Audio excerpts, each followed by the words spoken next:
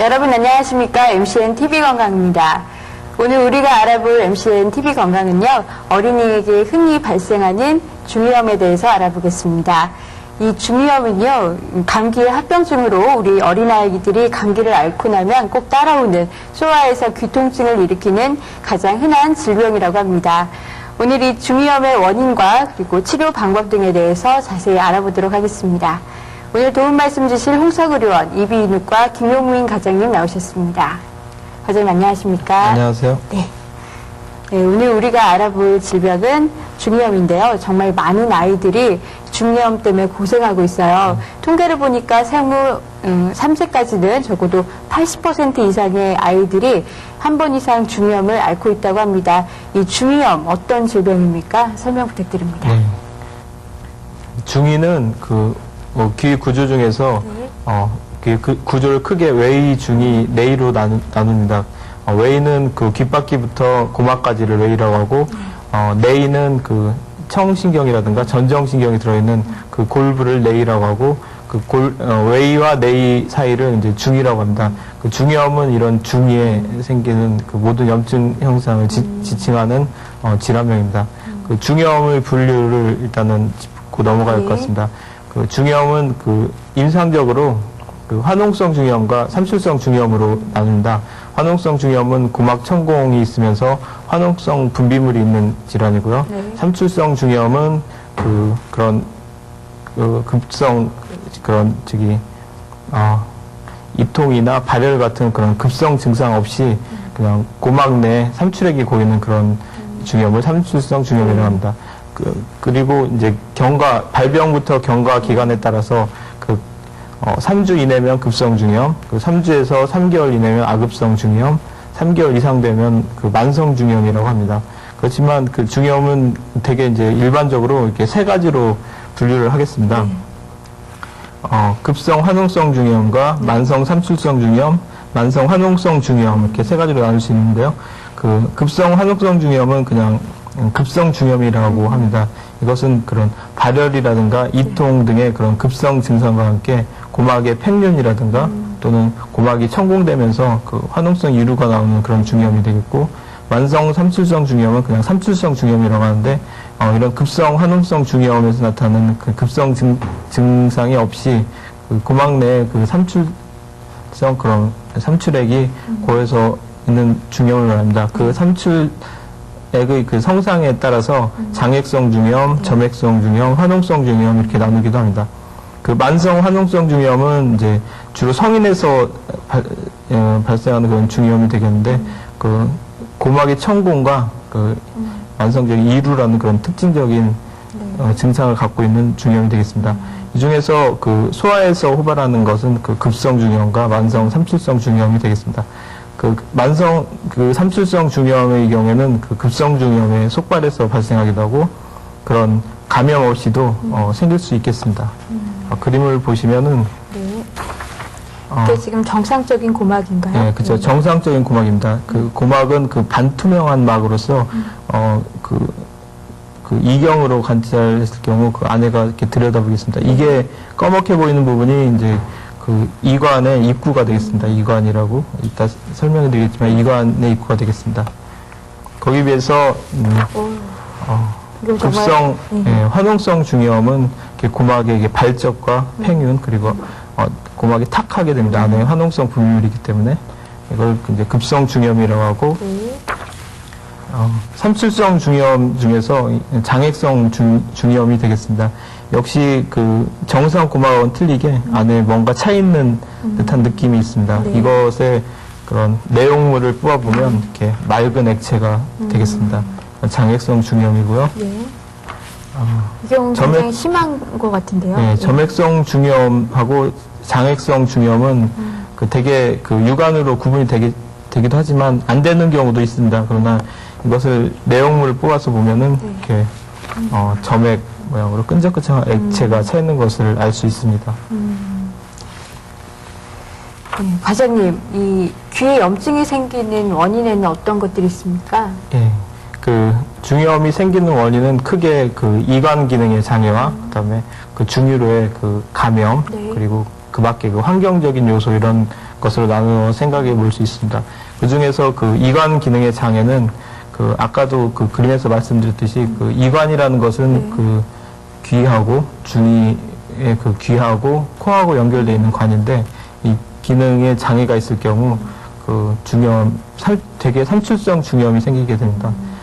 그 원인으로서는 그 급성 상기도염, 감기, 알레르기 비염, 급성 부비동염, 구개열 같은 경우는 그 이관이 잘 발달이 안 돼서 기능을 제대로 못하기 때문에 그 중이염이 생기겠습니다. 네.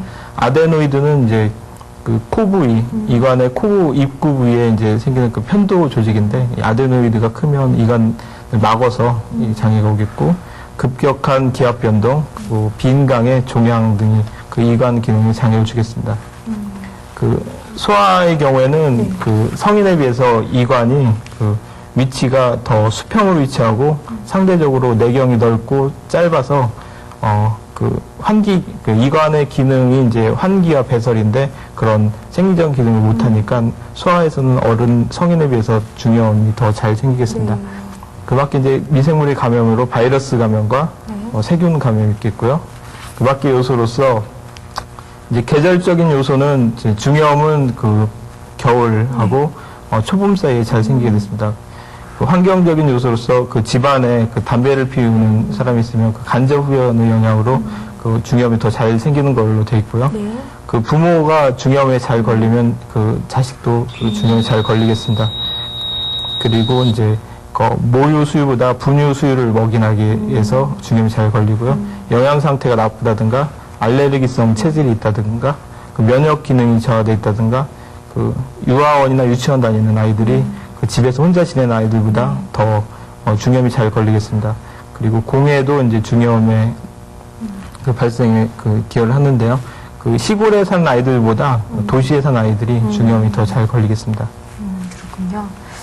이 말 못하는 아기 같은 경우에는 중이염에 걸려도 우리 어머님들이 잘 알지 못하시잖아요. 이 중이염의 증상에는 어떤 것들이 있습니까? 차트를 보면서 설명을 드리겠습니다. 급성 중이염, 우리가 지금 하고 있는 게 급성 중이염과 삼출성 중이염이기 때문에 따로 이렇게 분리해서 설명을 드리겠습니다.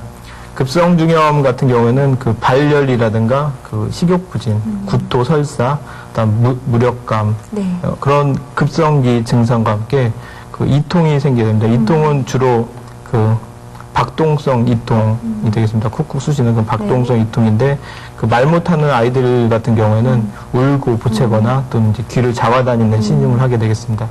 그 난청의 경우에는 이제 고막 안에 이제 그 염증액이 고였기 때문에 소리 전달이 잘 안 돼서 생기는 그 전음성 난청과 그 염증이 이제 뇌로 파급될 경우 그 소리가 잘 안 들리게 되는데 그런 가문성 난청이 있겠습니다.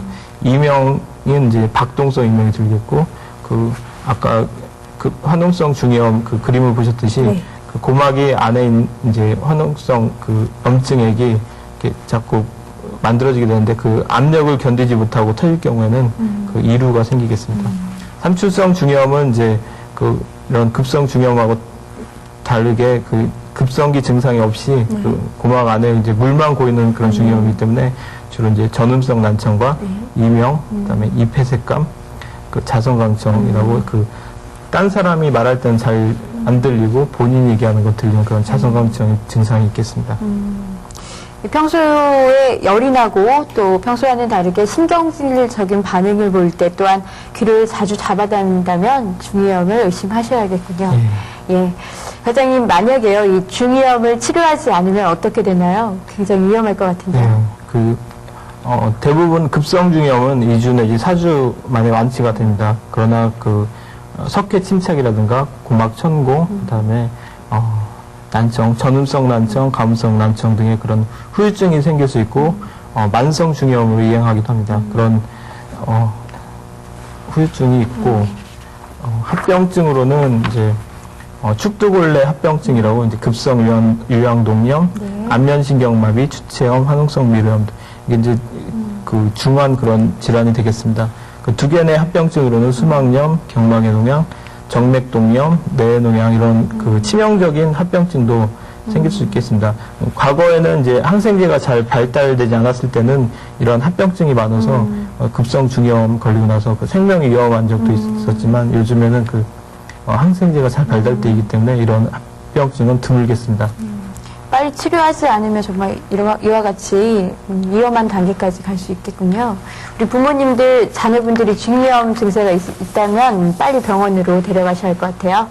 자, 그럼 이제 중이염의 치료 방법에 대해서 알아보겠습니다. 중이염은 어떻게 치료해야 합니까? 예, 역시 그 급성 중이염하고 네. 그 삼출성 중이염을 나눠서 설명을 드리겠습니다.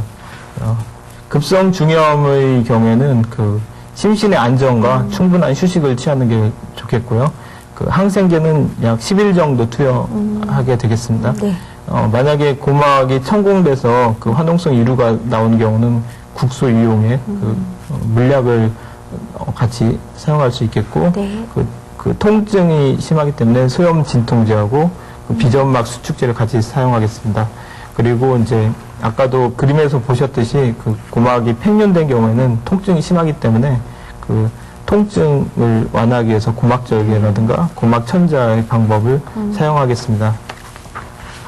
삼출성 중이염의 경우에는 그 되게 약물요법을 시행합니다. 약물요법을 시행하는데 항생제라든가 그 항히스타민제, 비점막 수축제 이런 것을 사용하겠고, 그 아까도 원인 질환 중에 그 이관 기능을 그 장애를 일으키는 원인 질환이 있는데 그런 질환을 같이 제거를 해야 되겠습니다. 예를 들어서 아데노이드 비대증이 있다면 아데노이드 제거도 같이 해야 되겠고, 감기가 있으면 감기 치료를 해야겠고요. 네. 축농증이 있으면 축농증 치료를 하고, 그 알레르기 비염이 있으면 그런 질환도 같이 치료를 해야 되겠습니다.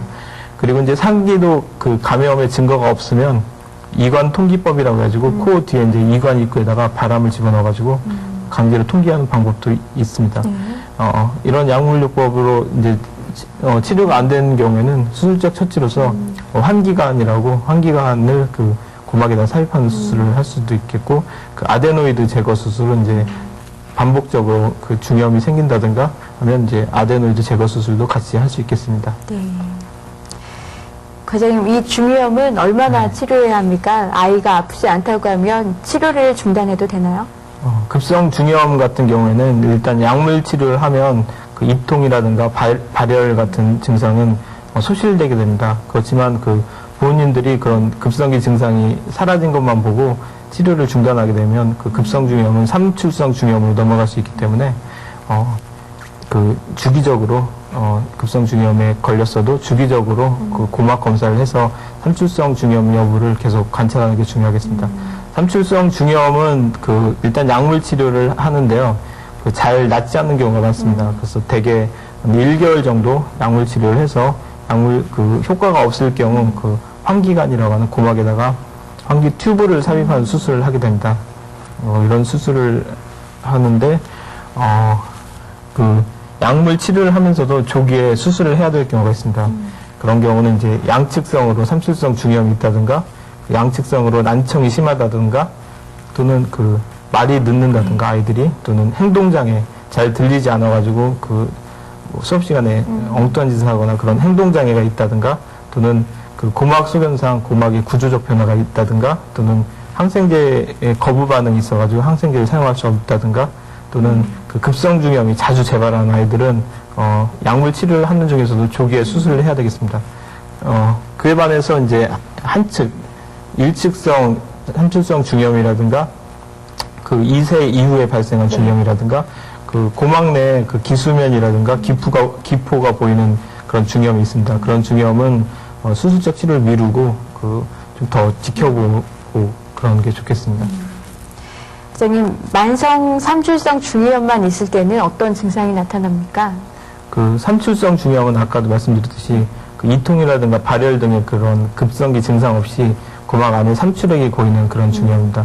그 아이들이 갑자기 그 TV 볼륨을 높인다든가 가까이 가서 텔레비전을 본다든가 또는 아까 말씀드렸듯이 수업 시간에 주의가 산만하다든가 귀가 먹먹하다고 호소하다든가 그러면 삼출성 중이염을 의심하고 이비인후과를 방문해서 검사를 하는 게 좋겠습니다. 특히 그 항생제 사용이 빈번한 오늘날에는 그 오히려 그 삼출성 중이염 빈도가 높아져서 유소와 난청의 가장 흔한 원인이 바로 삼출성 중이염이 되겠습니다. 네, 과장님 오늘 중이염에 대해서 알아봤는데요. 끝으로 다시 한번 시청자 여러분들께 정리해 주실 내용 있으시면 간단히 전해 주시죠. 급성 중이염은 그 삼출성 중이염이나 만성 중이염으로 이행할 수 있고 드물지만 두 개 내 합병증을 일으킬 수 있습니다. 따라서 그 초기의 병의 진행을 방지하고 그다음에 그 합병증 그런 가능성을 최소화하기 위해서 적극적으로 치료해야 되겠습니다. 그 삼출성 중이염의 경우에는 그 말 못하는 아이들의 경우에는 그 부모가 그런 급성 중이염에서 나타나는 증상이 없기 때문에 모르고 지나치는 경우가 있습니다. 그럴 경우에 치료를 안 하고 지나치면 만성 중이염이라든가 난청이 지속되는 그런 합병증이 있기 때문에 만약에 그런 삼출성 중이염이 의심되면 이비인후과에 방문하셔서 고막을 검사하시는 게 좋겠습니다. 네. 과장님 오늘 도움 말씀 감사합니다. 네, 고맙습니다. 네, 오늘은 중이염에 대해서 자세히 알아봤는데요. 이 중이염은 초기에 적절한 치료가 이루어지지 않을 경우에 여러 가지 합병증을 일으킬 수 있다고 합니다. 부모님의 세심한 주의와 관찰이 필요할 것 같습니다. 한 주 동안 즐겁고 건강하게 생활하십시오. 저희는 다음 시간에 다시 찾아뵙겠습니다. 감사합니다.